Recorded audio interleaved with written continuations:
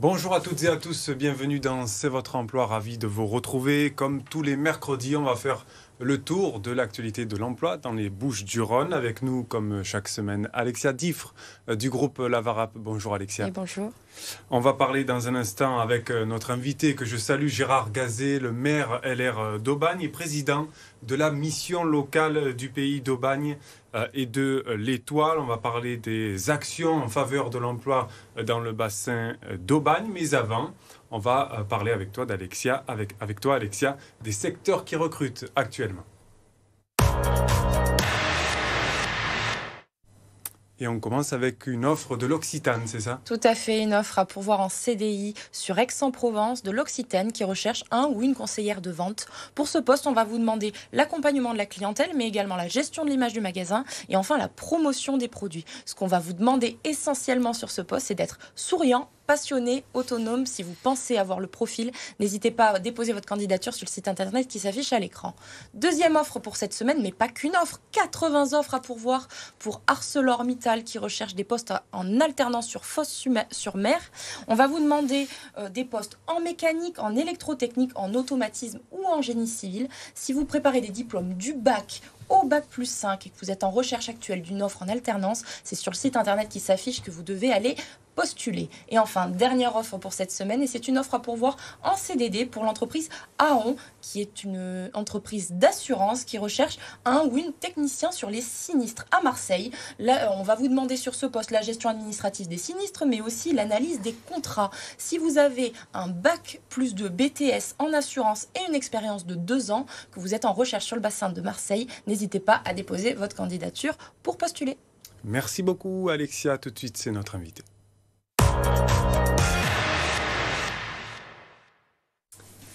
Quelles sont les actions en faveur de l'emploi dans le secteur d'Aubagne? C'est notre thématique cette semaine. Gérard Gazet, vous êtes avec nous pour en parler.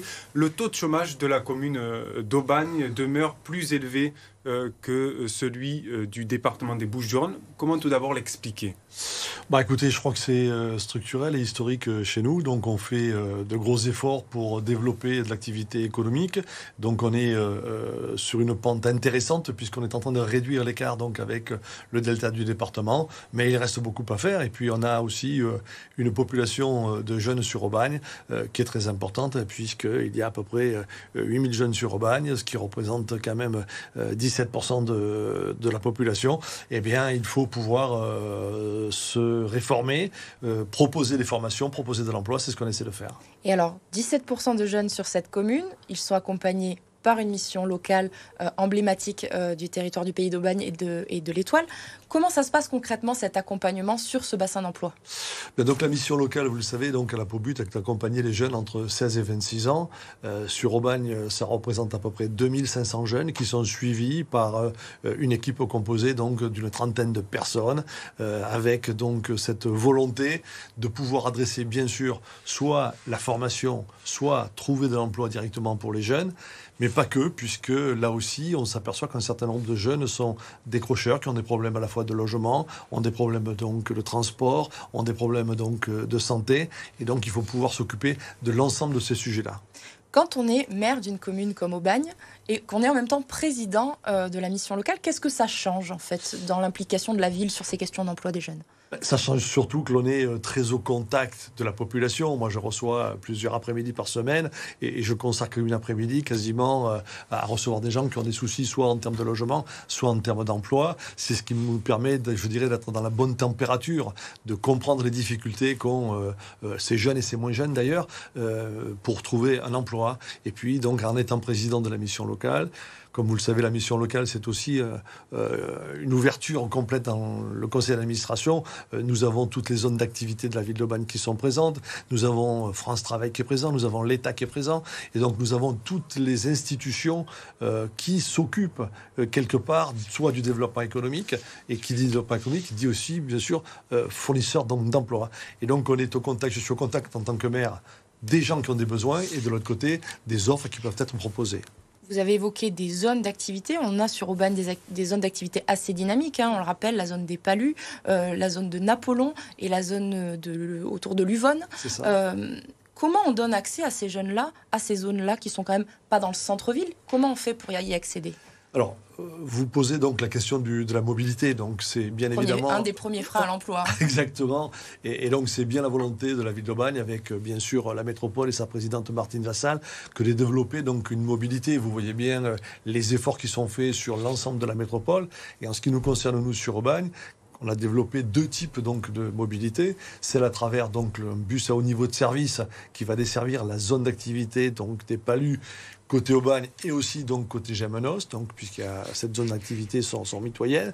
Et puis de l'autre côté, développement donc du Valtram, donc c'est la prolongation du tramway que l'on va donc faire circuler jusqu'à la Bouilladis et qui aura une station sur la zone de Napoléon.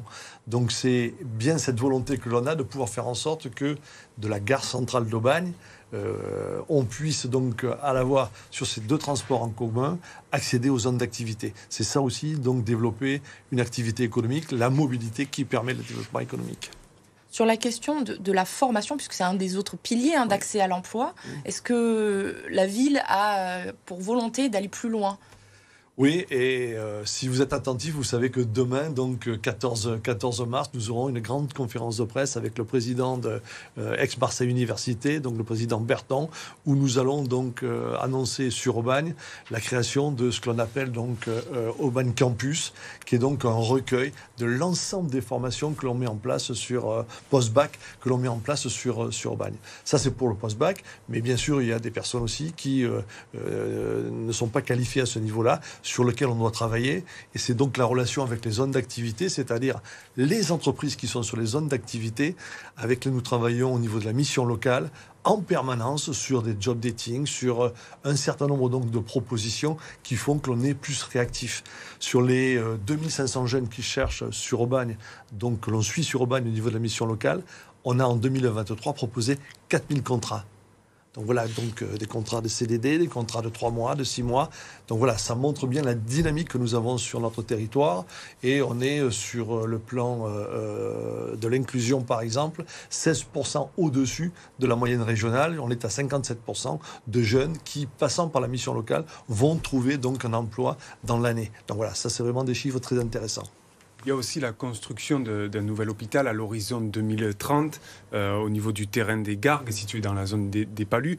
Avec ce nouvel hôpital, on peut espérer de nouveaux emplois et donc de nouveaux emplois à pourvoir pour les Aubagnais. Oui, il y aura déjà toute la partie BTP, constructibilité, donc qui va bien sûr générer de l'emploi, comme le fait de développer aussi de la mobilité, un bus au niveau de service, un Valtram, donc créer de l'emploi, notamment pour un secteur qui est un peu en difficulté, que vous connaissez tous, qui est le BTP. Et donc l'hôpital, bien sûr, s'ouvrira avec les services qui sont autour à de nouvelles employabilités. Merci beaucoup Gérard Gazé d'avoir accepté notre invitation. Vous restez avec nous. Tout de suite, Alexia va nous présenter la candidature de la semaine.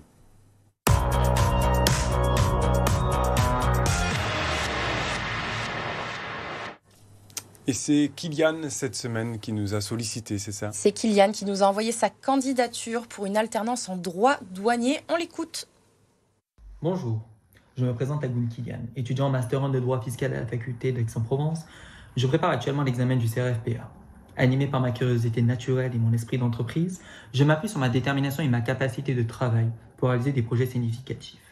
Mon expérience enrichissante lors d'un stage chez Maître Stéphanie Agostini au barreau de Marseille m'a permis d'affiner mes compétences en droit. Parallèlement à mes études, j'effectue un rapport de recherche portant sur la loi du 18 juillet 2023, numéro 610, sous la direction du professeur Chastagneret. Activement à la recherche d'une alternance débutant en septembre, idéalement dans les Bouches-du-Rhône, suivant un rythme de 3 semaines en milieu professionnel et 1 semaine à l'université. Je suis convaincu que mon esprit d'équipe et mon côté compétiteur me permettront d'apporter une réelle valeur ajoutée à votre entreprise en tant qu'alternant en droit douanier. Alexia, comment peut-on le contacter? Alors pour contacter Kylian, vous l'avez vu, il recherche une première alternance. Vous envoyez un mail à cvotreemploi@lavara.fr, on vous met en relation et puis on lui souhaite bonne chance. Allez, vous cherchez peut-être un job ou plutôt une alternance. Tout de suite, c'est le calendrier de la semaine.